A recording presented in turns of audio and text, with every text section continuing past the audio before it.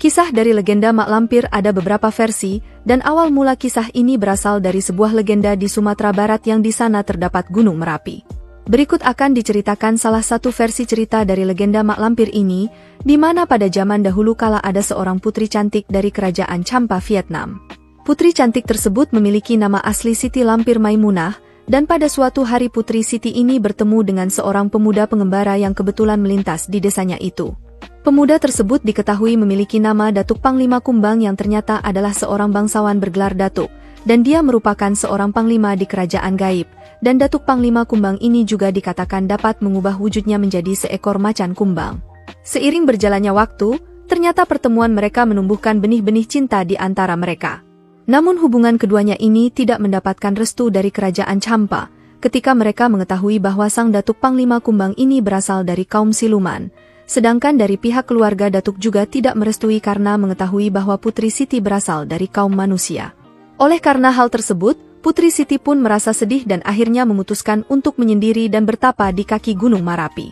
Di dalam pertapaannya itu, Putri Siti ini kemudian bertemu dengan seorang pertapa lain yang bernama Nenek Serintil, yang dikisahkan merupakan seorang pertapa yang berasal dari Pulau Jawa, dan dia memuja Batara Kala. Nenek Serintil ini kemudian menjadi guru dari Putri Siti, yang pada akhirnya dia berhasil membuat putri cantik ini memiliki kesaktian yang cukup tinggi. Setelah mendapatkan kesaktian tersebut, Putri Siti pun memutuskan untuk mengembara demi mencari Panglima Kumbang, bahkan dia juga menjelajah ke alam siluman untuk menemukan sang pujaan hati. Di sini Putri Siti kemudian mendapatkan sebuah kabar, bahwa Datuk Panglima Kumbang ini tewas dalam sebuah pertempuran, dan ketika mendengar hal itu, Putri Siti pun berusaha mencari tahu kebenarannya, dan pada akhirnya dia bisa menemukan Panglima Kumbang yang sudah dalam kondisi tidak bernyawa itu.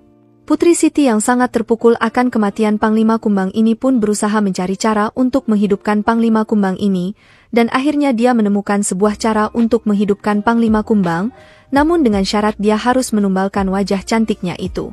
Karena sudah dimabok cinta, Putri Siti ini akhirnya melakukan ritual untuk membangkitkan Panglima Kumbang tanpa memikirkan konsekuensi yang akan dia terima.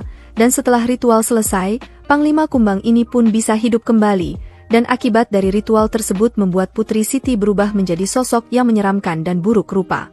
Putri Siti kemudian menyapa dan berharap Panglima Kumbang bisa menerima keadaan fisiknya itu, namun betapa terkejutnya dia ketika Panglima Kumbang ini justru bertindak sebaliknya setelah melihat Putri Siti.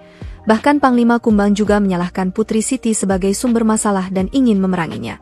Mendengar hal itu, hati dari Putri Siti ini pun sangat sakit karena pengorbanan dia justru dibalas dengan rasa benci dari Panglima Kumbang, sehingga di sini muncullah perasaan dendam yang membuat Putri Siti ini berjanji akan terus memerangi kaum siluman dan Datuk Panglima Kumbang. Setelah itu, untuk memerangi bangsa siluman yang sakti itu, Putri Siti pun pergi ke Pulau Jawa untuk bersekutu dengan bangsa jin, dan dia juga menggalang kekuatan dari bangsa jin yang merupakan penguasa di Gunung Merapi di Jawa.